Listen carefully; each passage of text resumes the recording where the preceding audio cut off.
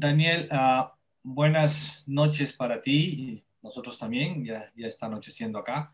Es un placer tenerte del otro lado porque siempre has sido tú el que he entrevistado, pero nos surgió la inquietud de poder hacerlo nosotros Mm. con todo el cariño que nos representa y con todo el respeto y admiración que nos representa Daniel Moya. Así que es un honor que estés con nosotros, realmente un placer. Voy a seguir un esquema que tú utilizas, pero voy a añadir un par de preguntas particulares porque nos interesa saber ciertas cosas de Daniel Moya. Gracias por estar con nosotros, Daniel. No, Paul, gracias a ti, gracias por tu inquietud. Esto puede parecer que yo te pedí que lo hicieras, pero fue algo absolutamente espontáneo de tu parte y la verdad es que es raro estar del otro lado del mostrador. Pero muchísimas gracias, además es un placer hacerlo contigo. No, muchas gracias. Y no, y hay que aclararlo, de ninguna forma esto es algo planificado, surge por la inquietud y las ganas de conocer a Daniel, que siempre nos está guiando y nos está llevando por la parte académica. Y ahí surgen preguntas tan básicas, es como una investigación, es como un trabajo de investigación. Todo surge por una pregunta. ¿Y cuándo come Daniel Moya? O sea, ¿qué hace? ¿Qué tiempo tiene para descansar si todo el tiempo anda preparando congresos, cursos? Ahí surge todo. Y mi primera pregunta va en relación a eso, Daniel. ¿Cómo organizas? Voy a salirme un poquito de lo que habitualmente tú haces en tu programa, pero ¿cómo hace Daniel Moya para tener tanto tiempo y dedicarle tanto tiempo a esto que le apasiona, que es la actividad académica en el hombro? Cuéntame un poquito de esto que te apasiona tanto. Bueno, ya me lo han preguntado varios porque es como que también le llama la atención, pero la realidad es que no hay ningún secreto mágico. Hay varias razones. Por un lado, mis hijos afortunadamente tienen vida propia, el mayor tiene 28 años, el menor acaba de cumplir 24, entonces en ese sentido uno ya no tiene responsabilidades que involucren tanto tiempo como tenía en una época. Por otro lado, también Emilce, la mayoría la conoce, perdón, está muy involucrada en este proyecto, entonces tampoco eso me genera ningún tipo de conflicto, al contrario. Y sí es cierto que soy muy metódico, soy muy ordenado, tengo una agenda anual, una agenda mensual, una agenda semanal y una diaria. Entonces, y tengo listados de tareas, con lo cual es poco probable que se me pase algo. Soy muy metódico en ese sentido.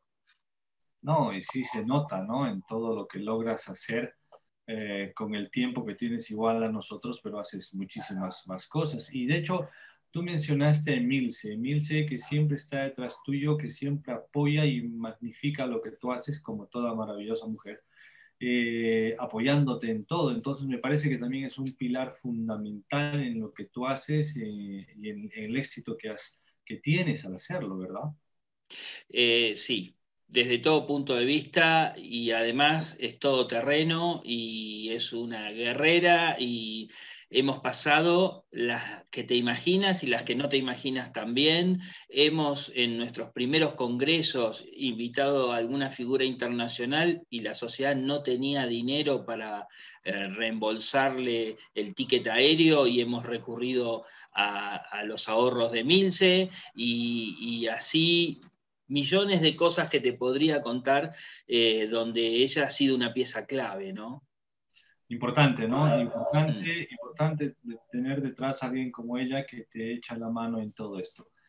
Eh, ¿Y cómo es tu vida diaria, un día común de Daniel Moya? De Daniel Moya como cirujano, como médico en la consulta, como padre, como esposo. ¿Cómo es tu día? Porque tu día es complejo en el sentido de tienes mucha actividad. Sí, Paul, lo interesante es que no hay dos días iguales y eso es una de las cosas que a mí me motiva mucho porque, bueno, hay días más quirúrgicos, hay días donde estoy más en consultorio, hay días donde tengo que trabajar mucho con mi computadora. Realmente, por suerte, cada semana es distinta. cada día es una sorpresa, porque lo primero que hago cuando me levanto a la mañana es prender la computadora y ver qué correos han llegado y qué cosas tengo que contestar antes de salir. Y la verdad es que a veces me levanto una hora antes de lo que me levantaría para poder contestar los correos y estar al día con todo eso, ¿no? A veces a algunos les habrán llegado correos míos a las 5 de la mañana, porque es el momento donde uno trabaja más tranquilo. Lo hacía de residente también, mi horario de entrada era a las 8 de la mañana, pero yo prefería entrar a las 6 de la mañana porque llegaba más rápido al hospital y podía hacer esas cosas mecánicas que uno debe hacer cada día, como cuando es residente, las curaciones, evolucionar a los pacientes, etcétera, etcétera, y ya subía a quirófano con mi sector de camas encaminado. Ahora, Daniel, para terminar esta parte de la entrevista, me gustaría que, ¿cómo aconsejarías a la gente joven que te sigue, que está siempre en todo lo que organizas y lo que haces, a tener esa disciplina, ese orden, porque eso implica éxito, ojo, no puede haber éxito sin disciplina, sin orden? ¿Qué le aconsejarías? ¿Cómo organizar su actividad diaria para poder hacerlo cuando llegue el momento de hacerlo? Lo que pasa es que, por un lado, hay rasgos de personalidad de cada uno. Eh, Podré tener algunos rasgos de personalidad que me ayudan y otros que me complican. Y también depende mucho de la etapa de la carrera en la que uno está. ¿Te asustarías si te dijera los días y días de guardia que he hecho? A veces salía de una guardia de dormir en un sanatorio y entraba al Hospital de Clínicas de Buenos Aires, el Hospital Universitario de Buenos Aires, a tomar la guardia que seguía, y estaba todo el miércoles y salía recién el jueves a la mañana, habiendo salido de mi casa el martes a la mañana. Es decir, me ha tocado trabajar duramente, la verdad es esa.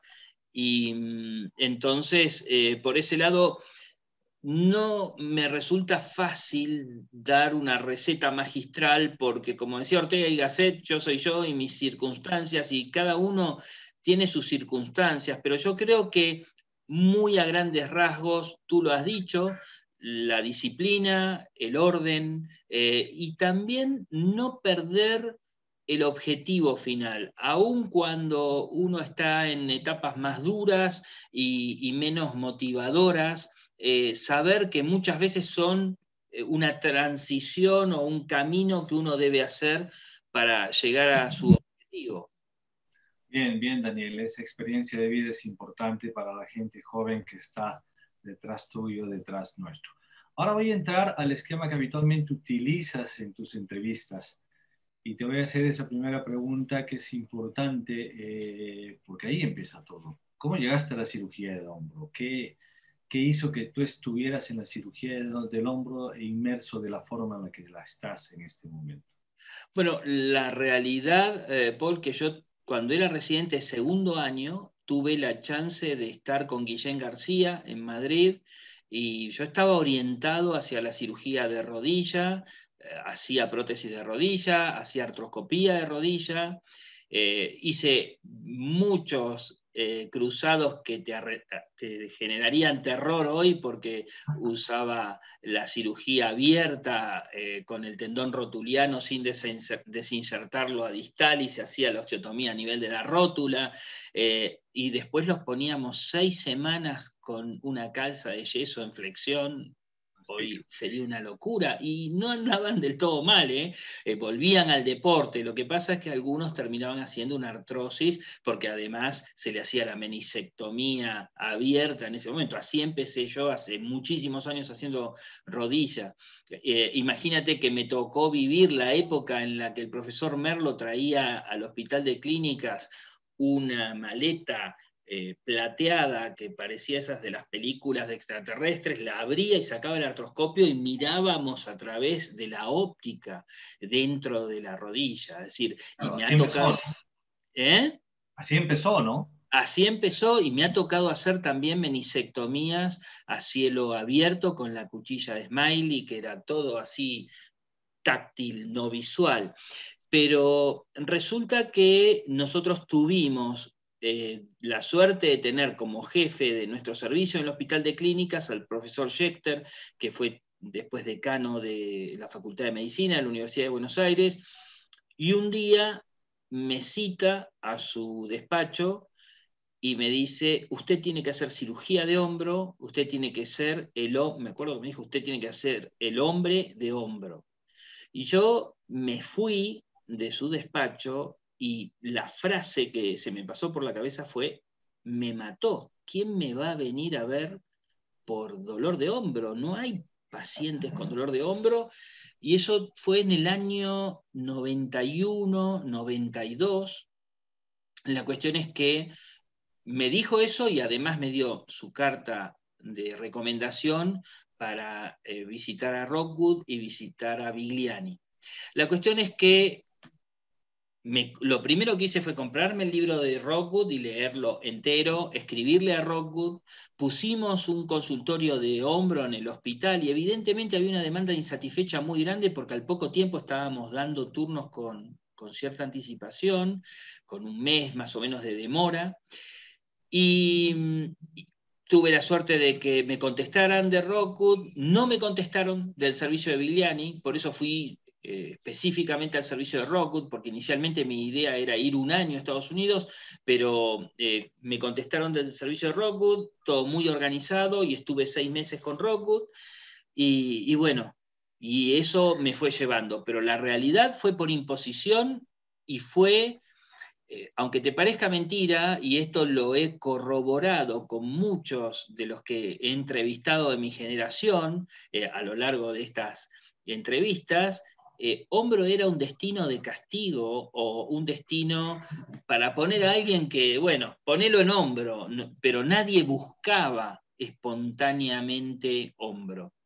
Pero más en una época en la que las subespecialidades todavía no estaban tan claramente definidas y no estaban buscando el camino para definirse, ¿verdad?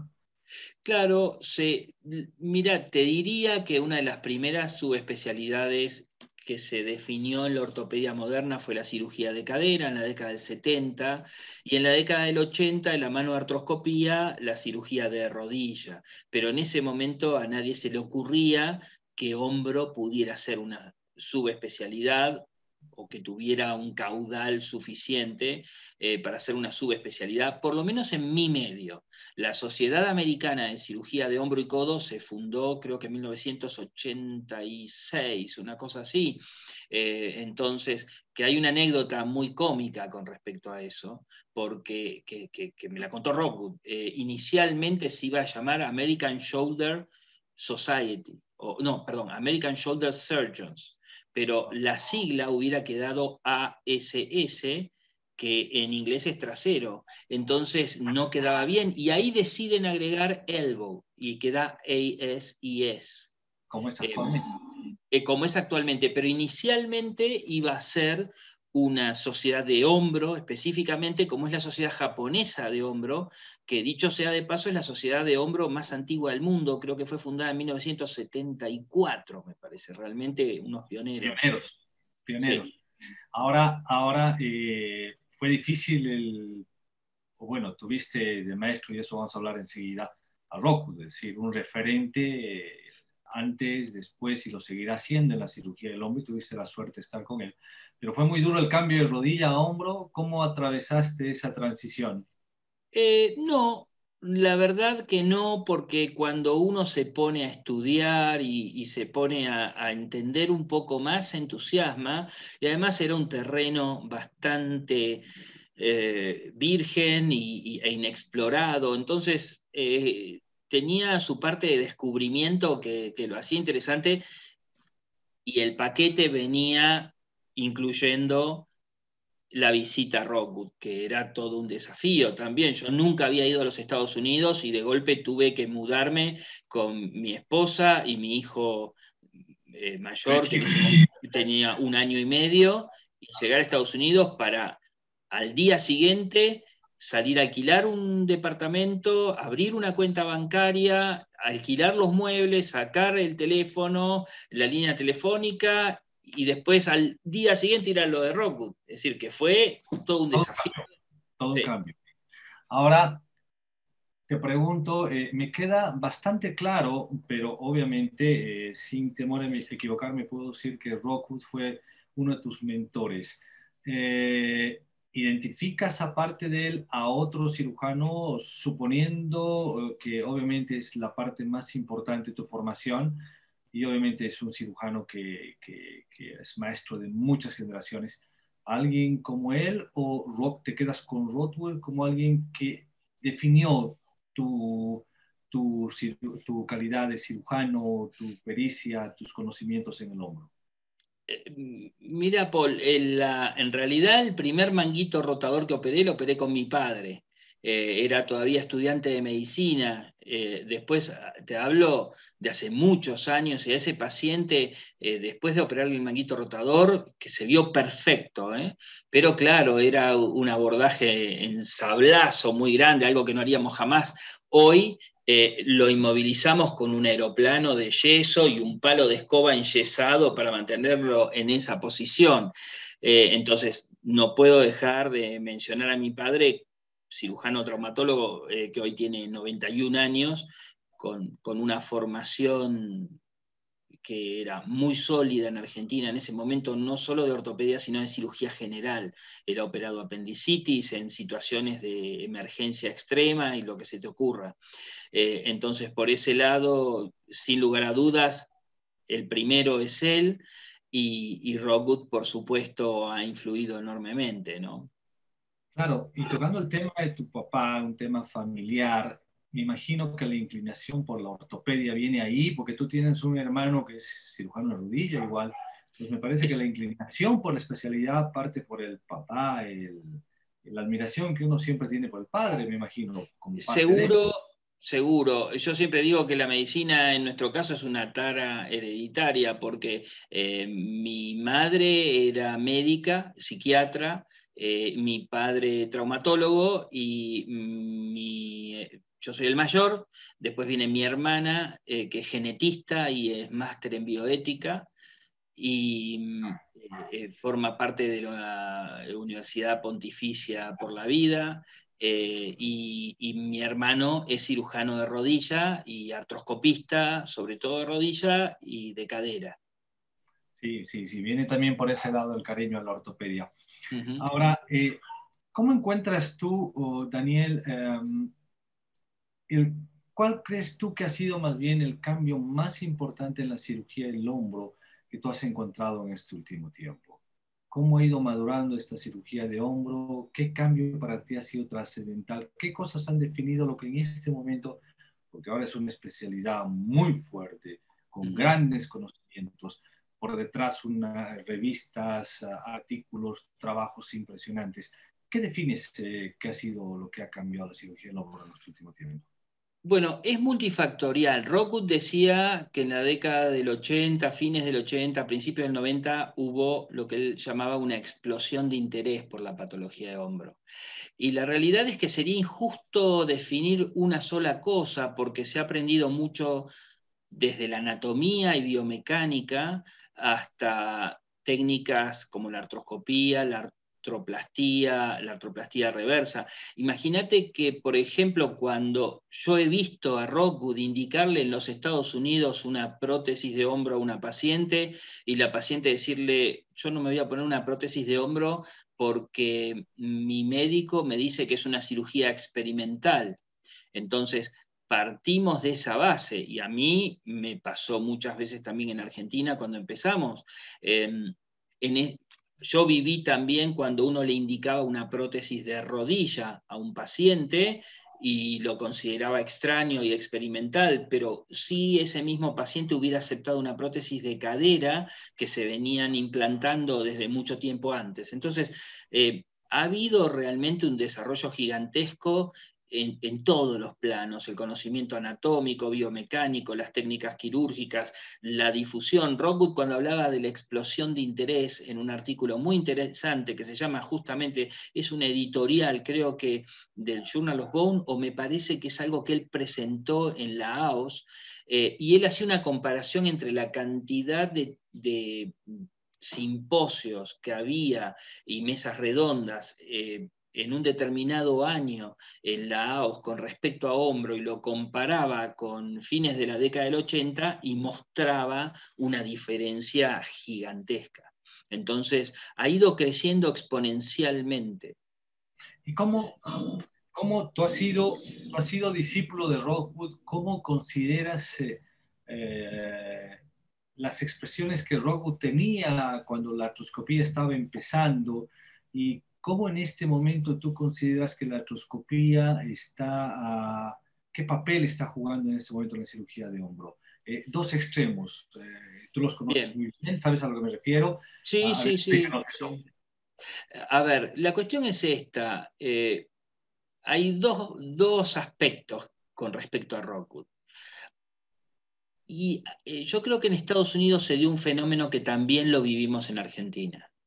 Muchos artroscopistas de rodilla pasaron a ser artroscopistas de hombro sin saber en profundidad hombro, sin saber semiología, sin tener, y todavía desgraciadamente hoy lo veo, un criterio clínico quirúrgico, que yo creo que eso es una palabra clave, que era una materia que cuando, por ejemplo, mi papá cursaba, existía clínica quirúrgica, y me parece que eso es clave. Si vos no podés hacer una hilación entre el diagnóstico y el tratamiento, la cosa va a fallar.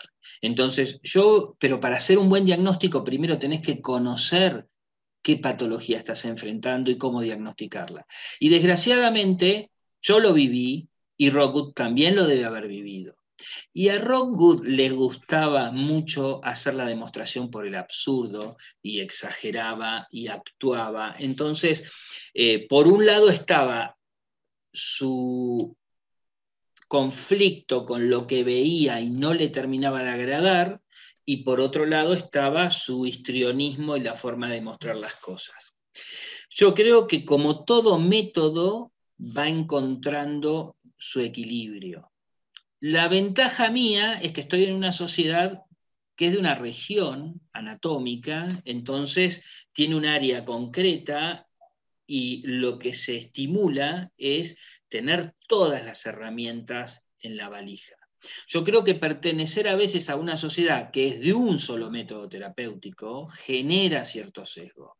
Y eso es algo en lo que siempre he tratado de evitar caer. De hecho, en el tema de las ondas de choque, que es otro de los temas que me interesa, siempre he sido tal vez el crítico dentro de la sociedad de ondas de choque, de las ondas de choque, a pesar de saber las grandes bondades que tienen las ondas de choque, porque no quiero caer en autoconvencerme. Porque si no se entra en una especie de psicosis colectiva en la cual cada uno trata de demostrar que el método sirve para esto y el otro, y entonces yo tengo que demostrar que sirve todavía para más, para tener mi posicionamiento dentro de la sociedad. Y eso me parece que es un Limitaciones, error. ¿no? ¿Perdón? O que tiene limitaciones también. Es que todo método lo tiene. Y vos fíjate, vos no lo viviste, pero en la década del 90 nos decían, y esto lo he hablado con varios dinosaurios como yo, amigos, por ejemplo, Carlos Torrens, o por ejemplo, gente de países latinoamericanos, Valero, por ejemplo, de México, que tienen la misma percepción porque les tocó vivir lo mismo. Y Emil se dice que a una persona hay dos cosas que no se le pueden discutir: su fe y su experiencia. Nadie va a cambiar su fe por más que se lo discutas, y lo que te ha tocado vivir, te podrán decir lo que quieras, pero tú lo viviste y lo percibiste. Y entonces a mí me tocó vivir eso, y a muchos de mi generación les tocó vivir eso. Entonces, yo creo, y los que nos decían que la artroscopía curaba todas las inestabilidades de hombro, son los mismos que hoy nos dicen que hay que hacerle la target. Entonces se olvidaron de ese capítulo. Yo creo que la artroscopía es una herramienta excelente, el manejo de la inestabilidad posterior, el manejo de las lesiones SLAP, etcétera, etcétera, pero que cada método tiene sus ventajas, sus desventajas, sus limitaciones. Esa es mi percepción. ¿Algo que haya jugado en contra de la cirugía de hombro en este último tiempo, en todo el tiempo que tú llevas como cirujano de hombro? La sobreindicación, sin lugar a dudas, la sobreindicación que sigo viendo todos los días. Y creo que eso es algo que desgraciadamente es una batalla que vamos a seguir librando porque desgraciadamente es parte de los sesgos que hay y, y me parece que cada uno debiera indicar una cirugía pensando que se le está indicando a sí mismo. Es mucho más fácil indicarlo a otro que a sí mismo, ¿no? A veces cuando uno es joven y está sano, fuerte, jamás le dolió nada, parece que los pacientes son otra tribu, que son otra especie y les duele y qué sé yo, y a uno no le duele nada. Cuando uno, aunque parezca una locura lo que voy a decir, afortunadamente va sintiendo dolores y va teniendo problemas y cirugías a lo largo de la vida, cada vez interpreta mejor estar del otro lado del mostrador. Entonces, creo que en ese sentido la empatía es clave, porque lo que para el paciente es tal vez uno de los eventos más traumáticos de su vida, para nosotros como cirujanos no debe ser lo que figura en la agenda para hacer el martes a las 3 de la tarde. Hay que asimilar eso también. Claro, y es algo que la experiencia también te la va dando, ¿no? Incluso Totalmente. como paciente. A una Exacto. técnica, Daniel, en el amplio espectro que tiene la cirugía del hombro, que a ti te haya marcado, que te guste, que signifique algo en particular para ti. Mira, te diría dos. La inestabilidad de hombro y sobre todo si además es compleja y está asociada a rupturas del manguito rotador, me parece una técnica hermosa, muy anatómica y que uno tiene que improvisar sobre la marcha. Y también la técnica de cerclaje para la luxación acromioclavicular. Te diría que esa es la técnica más noble y que ha sido casi prácticamente, te diría, garantía de éxito. La de inestabilidad glenohumeral no, pero la otra sí. Y que la seguimos haciendo en muchos casos. Absolutamente. Esas son las técnicas que disfrutas tú haciéndolas en este Las momento. disfruto muchísimo, sí, sí, sí. Bien, ahora tú has sido y sigues siendo el hombre de los congresos, de los seminarios, jornadas. No recuerdo, y bueno, yo te conocí en un congreso y ya te hablo hace casi En 13 años, Cochabamba. en Cochabamba, aquí en Sí. Bolivia, pero no tengo ni idea exacta de cuántos congresos has asistido o has estado participando. No, yo tampoco. La realidad es que creo que me tocó organizar el primer curso específicamente sobre hombro que se hizo en Argentina, que fue creo que en el año 91, 92 en el Hospital de Clínicas de Buenos Aires. Y a partir de ahí no paré hasta el Mundial. Me ha tocado viajar mucho, países de América, he tenido participación en congresos o he hecho cirugías en todos, menos en Honduras y El Salvador. Y también me ha tocado estar en muchos otros lugares de Europa y últimamente también de Asia, que ha sido espectacular realmente. Claro. Yo creo que sé la respuesta, pero es obvio Me que quiero imagino. escuchar de ti. ¿Cuál es el congreso que ha marcado para ti o te ha marcado a ti en toda esta etapa? Sabes que la respuesta automática, por supuesto, sería el Congreso Mundial de Hombro y Codo, porque fue probablemente aquel en el cual más me involucré.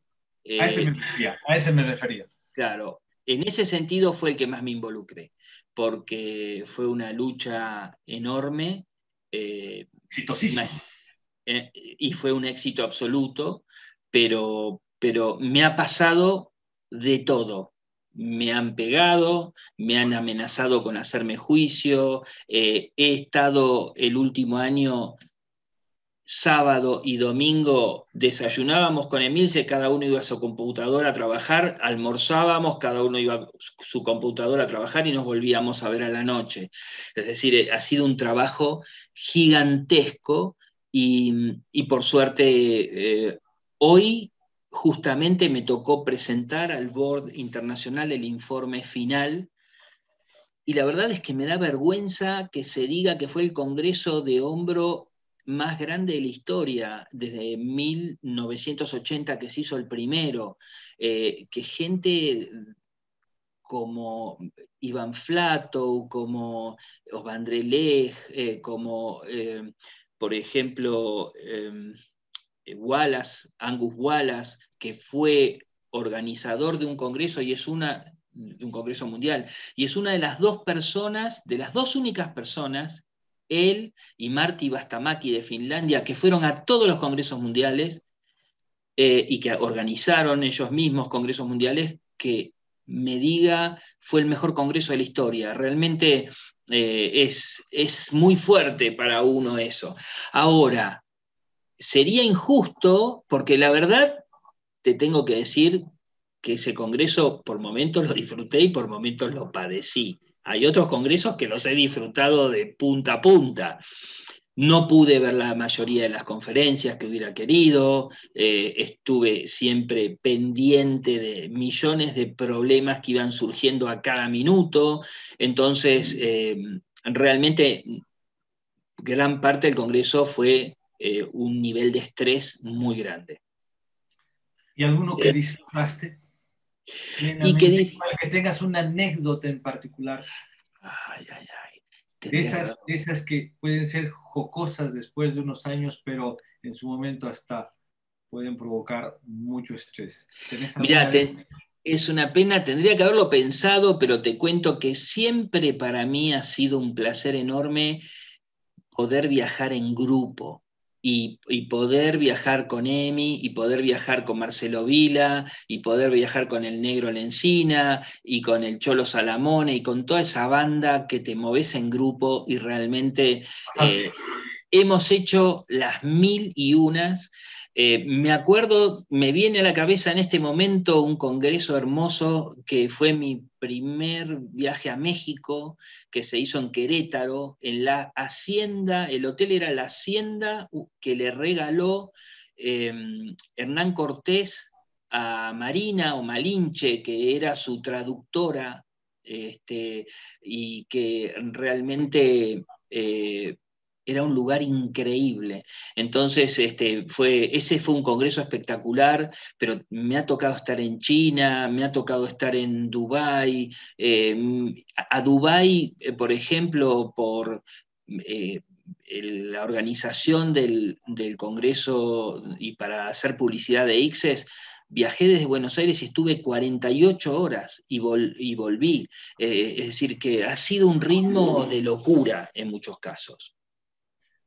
¿Alguna anécdota en alguna cirugía de hombro que todos los cirujanos tenemos, pero con tu experiencia, con todo lo que has escuchado, has visto, te haya marcado y todavía lo recuerdes?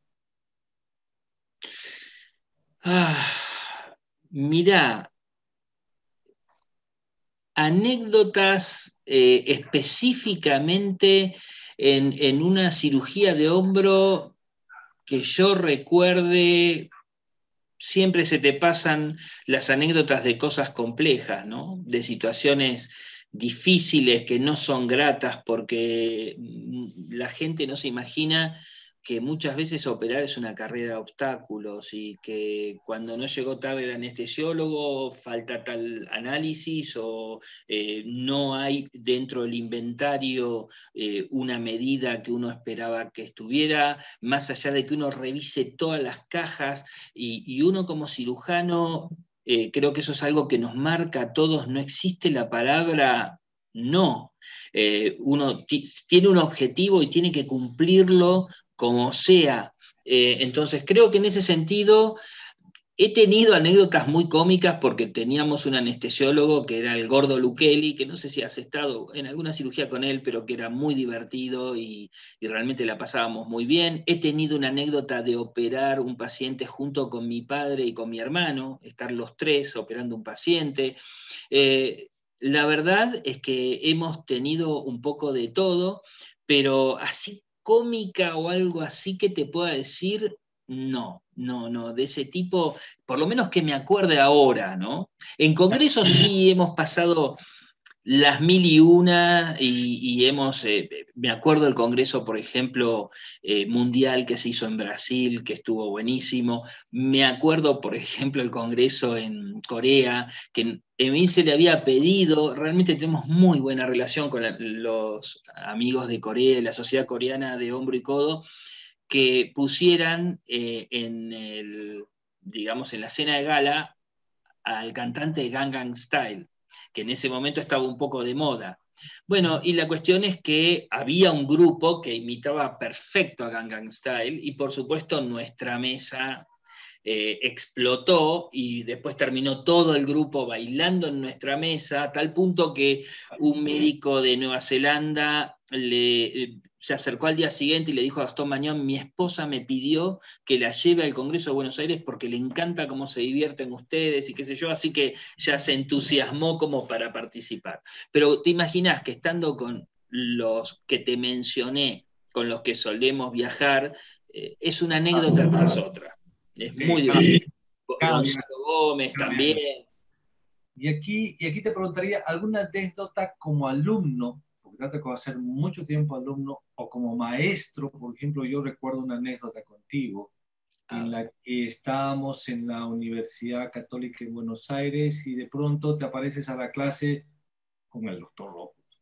sí, sí, ¿Te eso acordás de fue. esta? Entonces, una Sí. anécdota que yo no la voy a olvidar nunca y en la que discutimos casos con el doctor, lo escuchamos, o sea, realmente es una cuestión que muy poca gente tiene la posibilidad de hacerlo. Una de esas cosas que a mí me marcó, pero que a ti te haya marcado, Daniel. Bueno, eso fue increíble y con posterioridad a esa participación tuvimos la suerte de ir con Rockwood a Paraguay y también fue una experiencia increíble. Festejamos con Rockwood el cumpleaños y, por ejemplo, cuando terminó el Congreso, nos invitan a una estancia, un campo en las afueras de Asunción, y fue impresionante. Es decir, estaba Carolina Pisanti, también había un grupo espectacular, había bailes típicos de Paraguay, había la comida que se te ocurra, porque los asados en Paraguay son increíbles y además de incluir carne vacuna, incluyen unos pescados gigantescos. Y nos dijeron que dentro de ese campo había habido una de las batallas de la infame guerra de la Triple Alianza, y todavía estaban las trincheras. Entonces fuimos como en procesión y Rockwood vino y se le llevó una reposera para que hiciera, porque eran unos kilómetros que había que caminar en el campo, y bueno, y estuvimos en esas trincheras y a mí que me gusta la historia, realmente fue una cosa impresionante y dijimos unas palabras y hasta Rockwood se emocionó y fue increíble. La verdad que eso son, la verdad, millones de anécdotas que serían interminables contarlos. Decimos con Emilia un día tenemos que agarrar, sentarnos y empezar a escribir. También para mí fue una experiencia enorme, un congreso al que me invitaron en India, una cultura tan distinta y realmente fue una oportunidad increíble de acercarme a esa cultura. Millones de cosas. En China me han puesto un guía y me han llevado a lugares a los que no hubiera accedido nunca. Realmente tengo que ser muy agradecido por todas esas cosas. Una anécdota que te puedo contar, cortita, cuando fue el Congreso Mundial de Japón, nosotros hicimos la presentación de Argentina, ganamos, estábamos aceleradísimos y esa noche no podíamos dormir y Milce dice, bueno, tomemos medio Valium cada uno, tomamos medio Valium. Estábamos en el piso 13 de un hotel, allá el 13 no es mala suerte, y a eso de las 6, 5 de la mañana estaba claro, Emilce me despierta y me dice, hay un terremoto.